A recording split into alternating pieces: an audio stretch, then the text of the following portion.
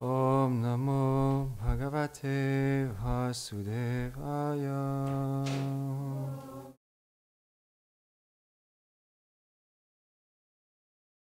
Om Namo Bhagavate Vasudevaya.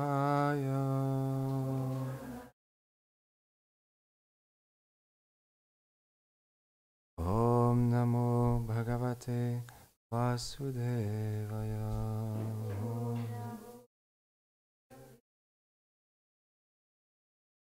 Donc, deuxième chant du Srimad Bhagavatam, septième chapitre, verset 18.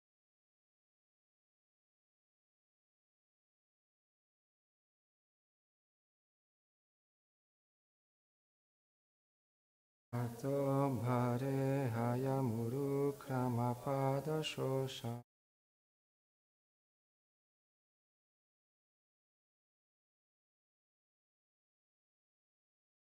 Apashikadrito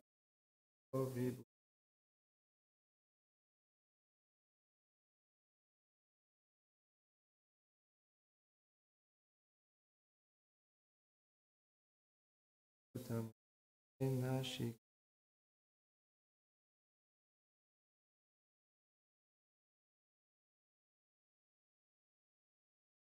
Anamangam.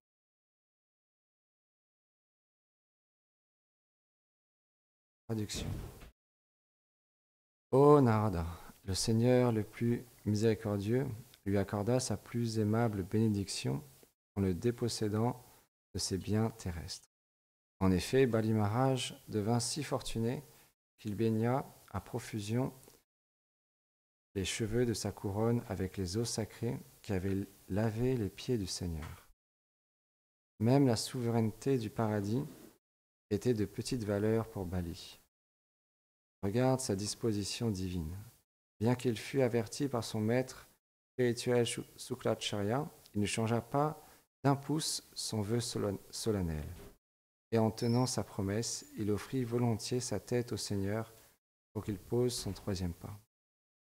Ô combien grand et fortuné était Bali Maharaj. Le Seigneur le récompensa en conséquence. Commentaire. On pourrait penser qu'il est incorrect que le Seigneur ait retiré toutes les richesses matérielles que Bali avait conquises par sa puissance. Mais lorsque le Seigneur prend quelque chose, c'est toujours avec l'intention de donner beaucoup plus. Telle est la miséricorde spéciale qu'il accorde à son pur dévot. Ainsi, Bali Maharaj se vit accorder une place dans sa demeure éternelle à Vaikunta. Les possessions matérielles sont temporaires et disparaissent avec la mort. Bien que jouissant de la vie et de l'opulence du paradis, le roi considérait cette situation insignifiante. Pourquoi ? Parce qu'il gardait sur sa tête l'eau qui avait baigné les pieds du Seigneur. Malgré l'opposition et la malédiction de son maître spirituel Sukracharya, il ne désirait rien d'autre que de tenir sa promesse. Aussi abandonna-t-il son corps, son âme au Seigneur, qu'il puisse poser son troisième.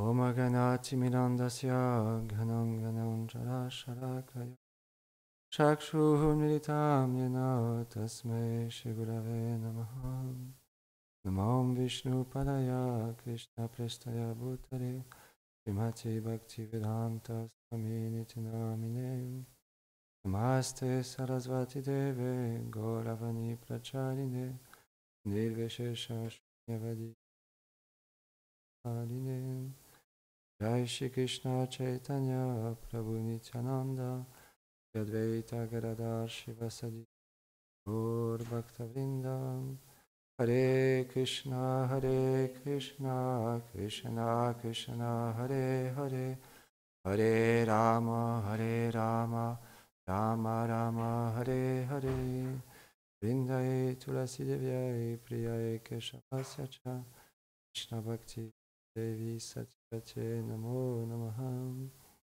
Vanchakarpatarubhyacha Kripas Devacha Patitanam Pavanebhyo Vaishnavebhyo Namo Namaha.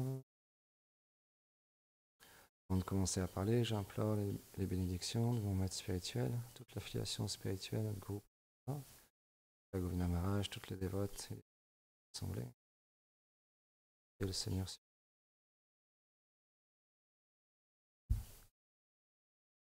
Tellement intéressant de voir comment le Seigneur suprême, il fait pour glorifier ses dévots. Parce qu'ils sont complètement abandonnés à lui. Ils n'ont pas, comme on lisait ce matin, ils n'ont pas d'intérêt pour la libération, comme ici, Gurudev explique dans le commentaire, pour l'atteinte du paradis, pour eux c'est insignifiant. Ce qu'ils désirent, c'est être en contact avec le Seigneur suprême. Et comme on entendait ce matin dans les prières de Shri Chaitanya Mahaprabhu, Adhanam Najanam Nasundarim, on désire les dévots du Seigneur qui sont purs. Ils ne désirent pas les disciples, les belles femmes, la richesse, la gloire, la renommée, la libération, le paradis, avoir une situation confortable en ce monde ou inconfortable, peu importe la situation qu'ils ont externe. Ce qu'il compte pour eux, c'est de recevoir les pieds parésoltus, la poussière des pieds parésoltus du Seigneur suprême. Et pour ça, le Seigneur lui-même, il orchestre des divertissements pour glorifier ses dévots. Parce que, comme Srila Bhakti Pramod Puri Goswami Maharaj, il a écrit un livre qui s'appelle Le cœur de Krishna. Et à travers ce livre, on comprend bien que le cœur de Krishna, c'est ses dévots. Parce que c'est expliqué, lui, que on peut avoir commis les pires actes dans ce monde, on peut avoir fait tellement de mauvaises choses et avoir un conditionnement tellement difficile. Et donc, avoir fait certains actes impies dans ce monde qui n'ont rien à voir avec notre vérité. Mais à travers les Vaishnavas, ils expliquent à travers le processus du service de dévotion, alors on se purifie de toutes ces mauvaises choses que l'on a accumulées des vies passées et dans cette vie. Mais la chose qui est importante à éviter et avec laquelle on prête vraiment une attention particulière, c'est l'offense envers les Vaishnavas, envers les dévots du Seigneur. Et donc, Srila Bhakti Puri Goswami Maharaj explique dans ce très, très beau livre, à travers des divertissements justement, l'importance d'accorder le bon respect envers tous les êtres vivants, et spécialement envers les dévots du Seigneur. Puisque on a été créé par le Seigneur suprême, alors le Seigneur a de l'affection pour chaque entité vivante que lui-même a créée. Comment ça pourrait être autrement? Puisque le Seigneur, il est amour. Et il ne nous a pas créés pour nous détester. Il nous a créés parce qu'il désire avoir une relation avec nous et qu'il aime cette relation d'amour qu'il a avec chaque entité vivante. Donc c'est pour ça, comme Krishna l'explique dans la Bhagavad Gita, un sage, il ne prête pas de différence entre un chien, un ver de terre, une fourmi, un être humain, une plante. Il voit simplement le Seigneur qui se trouve localisé dans le cœur de chaque entité vivante et il offre ce respect. Comme on peut voir même dans d'autres spiritualités. Les grands saints comme Saint François d'Assise avaient cet état d'esprit de respecter toutes les entités vivantes. Et même nous, on a tellement d'exemples. Une fois, il y avait un chasseur qui se trouvait dans la forêt. Et donc, il avait son arc et ses flèches, et il tuait des êtres vivants, des animaux. Mais il les tuait d'une manière vraiment particulière. Il faisait en sorte de tirer une flèche sur leur corps, mais pour pas qu'ils meurent immédiatement. Qu'ils souffrent avec cette flèche, et qu'ensuite ils meurent. Donc c'était vraiment très cruel. Et Narada Muni, comme ici, on parle de Narada Muni. Narada Muni qui est un grand dévot du Seigneur, un grand sage, il voyage à travers les différentes planètes et il va de planète en planète pour glorifier le Seigneur suprême et pour enseigner aussi sur les gloires de son Seigneur adorable. Et là, il s'est retrouvé dans cette forêt, Narada Muni. Et il a vu un animal comme ça, entre la vie et la mort, en train de souffrir. Et il a vu qu'il y avait une flèche dans son corps. Narada Muni, il s'est demandé, mais qui a bien pu faire cette chose horrible? Et il a commencé à avancer. Il a vu un deuxième animal, pareil, dans la même situation. Et là, au loin, il a vu Nigre, je crois qu'il s'appelle, un démon, un asura, qui était très sombre, avec des yeux rouges, était caché derrière un arbre. Et il continuait à vouloir tuer des animaux dans la forêt, avec son arc et ses flèches. Et par compassion, parce que les dévots du Seigneur sont extrêmement compassionnés, alors il s'est avancé près de lui, il a dit « Oh, cher monsieur, chasseur, est-ce que c'est toi qui as tué ces animaux que j'ai vus précédemment ?» Avec beaucoup de fierté, il a dit « Oui, c'est moi. Est-ce qu'il y a un problème ?» Et Narada Muni lui a expliqué, en fait, « Je comprends, tu es un chasseur, mais pourquoi tu fais souffrir autant les animaux ?» Et il lui a expliqué, en fait, mon père, qui lui-même était un chasseur, m'a enseigné à chasser de cette manière-là. Donc, je continue à faire ce que j'ai appris. Et Narada Muni lui a dit, mais ne sais-tu pas, en fait, que tu vas souffrir de la même manière que tu as fait souffrir ces animaux. Dans ta vie prochaine, tu vas souffrir de la même manière, même plus encore. Donc, je te déconseille de continuer ainsi. Il a dit, mais c'est mon métier, je suis un chasseur. Je ne sais pas faire autre chose. Comment je vais faire pour me maintenir? Et il lui a dit, ok, je comprends, tu es un chasseur, mais c'est vraiment pas une bonne chose. Je te conseille plutôt de jeter ton arc, d'aller chanter les saints noms du Seigneur au bord de la rivière avec ton épouse, de vous construire une petite hutte et d'adorer la plante Tulasi. Et tu verras, tu ne manqueras de rien. Le Seigneur, il prendra soin de toi. Puisqu'il peut prendre soin d'une fourmi, il peut prendre soin d'une biche, il peut prendre soin d'un tigre, d'un éléphant. Pourquoi il ne pourrait pas prendre soin de son dévot? Alors, juste, aie confiance. Et parce que la puissance des paroles des sadhus, des Vaishnavas et la présence des Vaishnavas est tellement puissante, alors malgré qu'il était un être démoniaque et qu'il agissait d'une manière impie, son cœur a été touché par les paroles du sadhu, du Vaishnava, Narada Muni. Comme on expliquait il y a quelques jours, les Vaishnavas, ils sont très puissants, extrêmement puissants. Et donc Narada Muni, il est reparti. Il a donné les instructions et il a suivi les instructions de son maître spirituel. Et il était tellement heureux parce qu'il se connectait à son soi intérieur, à l'âme. À travers le chant, toute sa vie était purifiée. À tel point que les villageois ont été tellement surpris de son changement qu'ils sont venus lui donner à manger, lui donner des denrées, du riz, des légumes, du dalle, etc., de la farine, tout ce qu'ils avaient besoin, même encore plus.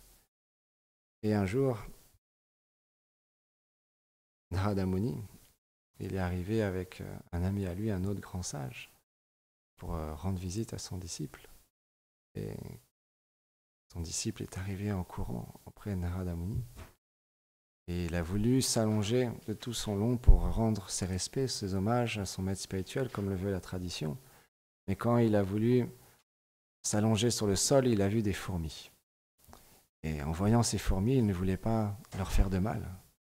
Et donc, il a attendu que les fourmis passent Et ensuite, il a rendu ses hommages. Et Narada Muni a remarqué ça. Il a dit, oh, tu as vu, à son ami, il disait, tu as vu tel changement à travers le chant des saints noms. Son cœur a complètement changé. Lui, avant, il était un chasseur. Il faisait souffrir les êtres vivants. Mais regarde maintenant, il a du respect même pour les fourmis. Quelle est la transformation de cœur d'une personne qui rentre en contact d'un dévot. Donc Narada Muni était très satisfait. C'est la même chose avec nous. Quand on rentre en contact avec le service de dévotion, avec la bhakti et la connaissance transcendantale, alors graduellement, on purifie notre cœur, on cultive ce jardin, cette graine de la dévotion que le maître spirituel a planté dans notre cœur. Et on l'arrose quotidiennement à travers le chant, l'écoute, le souvenir des gloires du Seigneur. On nourrit notre cœur, comme on l'expliquait hier. Notre corps, on nourrit notre corps grossier en mangeant. On nourrit notre intelligence, notre corps subtil. Mais notre âme, elle aussi, a besoin de nourriture. Et à travers le chant des mantras, à travers le chant des saints noms du Seigneur, Sadhu Sangha est l'association de personnes qui ont le désir de comprendre qui ils sont véritablement en tant qu'âme spirituelle et de découvrir cette relation d'amour que l'on a avec le Seigneur. Alors, à travers cette association, naturellement, on obtient un bénéfice. Parce que l'association avec les Vaishnavas, c'est quelque chose de très important. C'est essentiel. Tous les acharyas, tous les Vaishnavas ont montré même l'exemple. Je me rappelle d'une très belle histoire d'un grand Vaishnava, Srila Bhakti Pramod Puri Goswami Maharaj. Quand il était jeune, il était à l'université, à l'école en Inde, mais il avait rencontré déjà à cette époque-là son maître spirituel, Srila Bhakti Siddhanta Sarasvati Thakur Prabhupada. Et donc, tous les jours, il allait à l'école et quand il revenait, il avait pour habitude de vite rentrer chez lui, prendre une douche, changer ses vêtements, s'habiller en dhoti, mettre le tilak et courir pour écouter les paroles de son maître spirituel. Parce qu'il avait un grand attrait pour entendre la connaissance. Tous les jours, il allait à l'école pour entendre la connaissance qui lui était transmise par ses professeurs, qui est aussi importante. Et donc, il le faisait avec sérieux. Mais quand venait le moment où c'était le harikata de son maître spirituel, il avait une avidité beaucoup plus grande. Parce que c'était une connaissance liée à l'âme, liée à son éternité, et qui glorifiait le Seigneur suprême. Donc, ça avait un attrait particulier pour lui.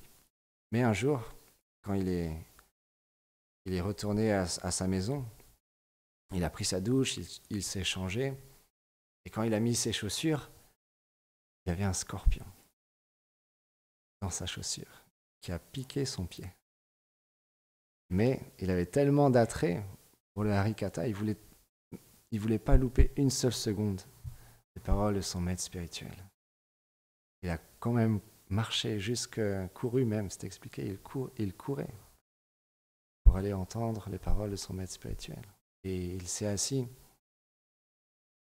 à écouter avec beaucoup d'avidité les paroles de son maître spirituel, mais son gourou a quand même vu qu'il y avait quelque chose de différent pendant le harikata, donc il a approché à la fin de la conférence et lui a dit « Mais qu'est-ce qui se passe ? Je vois que tu transpires. » En fait, il lui a dit « J'ai été piqué par un scorpion. Mais je ne voulais rien dire à ma mère de peur qu'elle m'empêche de venir écouter. » Quelle est la foi, la puissance des sadhus, des Vaishnavas, Srila Bhakti Pramod Puri Goswami Maharaj. Tellement d'avidité pour entendre les gloires du Seigneur. Ça montre l'importance de prendre part au Sadhu Sangha, au Harikata. Et en Inde même, ils organisent parfois des semaines entières où ils glorifient le Seigneur suprême. Et le Harikata est tellement puissant qu'un jour, il y a même un taureau qui est venu à assister aux conférences en Inde des Vrajbasi. Un taureau, il est venu et il se rendait au Harikata tous les jours. Dès que le Harikata est commencé, pile au moment même où il commençait, le taureau, il arrivait, il s'asseyait et il écoutait. Et quand le Harikata finissait, quand la conférence finissait, il repartait. Et ça, jour après jour, pendant toute la période. Et l'année suivante, il revenait au même moment. Dès qu'il avait l'opportunité, c'est même, ils ont écrit un article dans les journaux pour parler de ce taureau, qui n'est pas un taureau ordinaire. Et après, ils expliquaient qu'à un moment donné, il a dû quitter son corps parce que c'était les Harikata. Mais ça montre que c'est très puissant, même si nous-mêmes, dû à notre fatigue ou notre mental qui nous fait aller ailleurs, on peut être distrait et donc perdre l'opportunité d'entendre parler les Vaishnavas. Alors aujourd'hui, malheureusement, c'est pas un Vaishnav qui parle, donc forcément il y a peu d'attrait. Mais spécialement quand il y a notre maître spirituel, quand il y a des sadhus, des Vaishnavas qui ont une qualification, qui parlent, on doit avoir un attrait particulier. C'est extrêmement important. Srila Madhavananda Prabhu, un disciple de Gaur-Vrinda Maharaj, il disait, avant de commencer à parler, souvent il proposait aux personnes présentes de laisser tous leurs problèmes, tous les tracas du quotidien, la fatigue, les petites rancœurs avec un tel ou un tel, les laisser, les mettre dans une boîte à l'entrée du temple et de fermer cette boîte et de bien ouvrir grand les oreilles, ouvrir notre cœur et entendre parler sur les gloires du Seigneur. Et il expliquait, ne vous inquiétez pas, à la fin de la conférence, vous pourrez retrouver votre boîte, reprendre la vie quotidienne et toutes les choses qui vont avec. Mais au moment du Harikata, au moment des conférences, tellement essentiel de pouvoir avoir une attention particulière. Et c'est pour ça qu'on continue jour après jour, que c'est notre nourriture quotidienne. Comme on expliquait, on se nourrit tous les jours, on nourrit notre corps, mais notre âme, elle a besoin de nourriture particulière. Et pour ça, les sadhus, ils expliquent qu'on a graduellement, à force de purifier notre cœur et de suivre le processus, comme Srila Vishwanath Chakravarti Thakur a expliqué, Shraddha, Sadhu Sangha, Bhajana Kriya, Anartha Viriti, Nishta, et ainsi de suite jusqu'à Prem. Alors, on nourrit à travers l'écoute, le souvenir et les gloires du Seigneur cette plante de la dévotion pour un jour atteindre la perfection. Mais naturellement, graduellement, on a un attrait, on a une saveur particulière à entendre directement aussi les gloires du Seigneur suprême.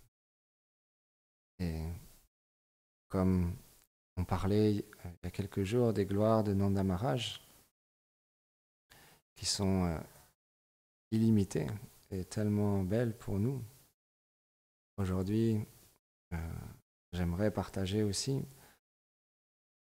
les gloires de Akrura. Parce que Akrura, il était dans une situation vraiment très difficile.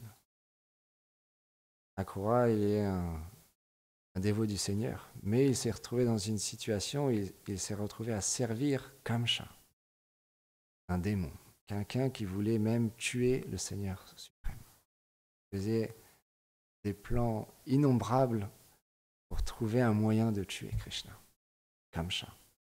Et Akrura, il s'est retrouvé dans cette situation à devoir le servir. Et un jour, Kamsa, il a approché Akrura. Il dit, oh Akrura, j'ai un plan. et je veux que tu m'aides. Il a organisé un grand combat de lutte avec, un peu plus les noms, Moustika et Shanora. Merci. Et je veux que tu ailles à Nandagram, à Vraj, et que tu invites Krishna et Balaram à venir à cette rencontre. Parce que ça fait tellement de temps, c'est les paroles des démons, c'est qu'ils cachent leur plan. Ça fait tellement de temps que j'ai pas vu le fils de ma très chère sœur, Devaki, qu'il avait lui-même enfermé en prison. Donc, Kamsa était vraiment très démoniaque. Et Akrura est un dévot du Seigneur et en même temps, il était extrêmement heureux de pouvoir aller voir un darshan de Krishna. Et en même temps, il est extrêmement peiné d'y aller pour cette cause. Et Akrura, il a pris son char et il a commencé à aller. Les Acharyas, ils expliquent, à entrer dans tous les détails, mais plus Akrura il se rapprochait, plus il était en séparation de Krishna. Les symptômes d'extase se manifestaient en lui, tellement il avait de l'amour pour Krishna. Et Akrura, quand il est arrivé à Vraj, alors, naturellement, il est allé voir Nanda Maharaj, Mary Yashoda. Et Akrura a partagé Nanda Maharaj. Oh, Nanda Maharaj, tellement heureux de te voir, tellement de temps. Nanda Maharaj, de la même manière avec Uddhava, comme on partageait l'autre jour, parce que Nanda Maharaj, il a tellement d'amour dans son cœur et il aime tous les êtres vivants. Il est le roi de Vraj. C'est quelqu'un d'extraordinaire, Nanda Maharaj. Il demandait des nouvelles de Sudev, Devaki, Rohini, de la même manière que Uddhava. Et Akrura a commencé à expliquer à Nanda Maharaj c'est pourquoi il était là. Yo, Nanda Maharaj, on est dans une situation très difficile à Mathura. Kamsa a fait partir pratiquement tout le monde. Je suis le dernier qui reste. Mais je reste pour pouvoir obtenir sa confiance et pour pouvoir être son messager, comme aujourd'hui. Et j'attendais ce moment avec impatience de pouvoir être ce messager qui va faire en sorte que Kamsa meure de la main de Krishna. Parce qu'il organisait un grand combat de lutte et il désire inviter Krishna et Balaram. Mais je n'ai pas peur, je sais que ce ne sont pas des êtres ordinaires. Et certainement, même, je suis convaincu qu'ils vont mettre à mort ces lutteurs et Kamsa. S'il te plaît, Nanda Maharaj, viens avec tes enfants pour mettre à mort Kamsa et sauver Ulasen, Vasudev, Devaki, Rohini et tous ces habitants de Mathura qui ont fui, qui attendent qu'une chose, que la situation soit de nouveau paisible. Et pour ça, on a besoin de tes enfants. Et là, Nanda Maharaj, encore une fois, est rentré dans une grande lamentation, une grande séparation. Mais en même temps, les paroles d'Akrura étaient telles que il voyait qu'il n'avait pas le choix. Parce qu'au moment de la naissance de son enfant chéri, toutes ces choses avaient été prédites. Donc il voyait que c'était le moment que Krishna intervienne. Et donc, ensuite, Nanda Maharaj a commencé à parler à Mary Yashoda, que Akrura était venue spécialement pour ça. Mary Yashoda, qu'est-ce qu'elle a fait? Caché Krishna. Et le lendemain, Akrura lui-même personnellement est venu avec Nanda Maharaj pour apaiser Mary Yashoda et la convaincre. Après beaucoup d'explications, d'argumentations, comme ça venait de son époux, Nanda Maharaj, alors elle a accepté. Et la nouvelle s'est répandue très vite que Krishna et Balaram allaient devoir partir un instant pour Mathura, pour une mission spéciale. Donc, comme Gurudev expliqué l'autre jour, les habitants de Vraj, ils ne peuvent pas vivre un seul instant sans Krishna. Et en même temps, comme expliqué, dans la séparation, il y a aussi la rencontre. Et Krishna, comme pour revenir au début de la conférence, le cœur de Krishna, c'est ses dévots. Krishna, il est parti de Vraj pour glorifier ses dévots. Parce qu'il voulait montrer au monde entier l'amour des habitants des Vrajbasi, l'amour des gopis, l'amour de Srimati Radha vers sa personne. Ça, comment Krishna pourrait partir? Impossible. Donc, temps écoulé, on partagera peut-être un autre moment suite du divertissement de départ de Krishna et Balaram. Mathura. Go.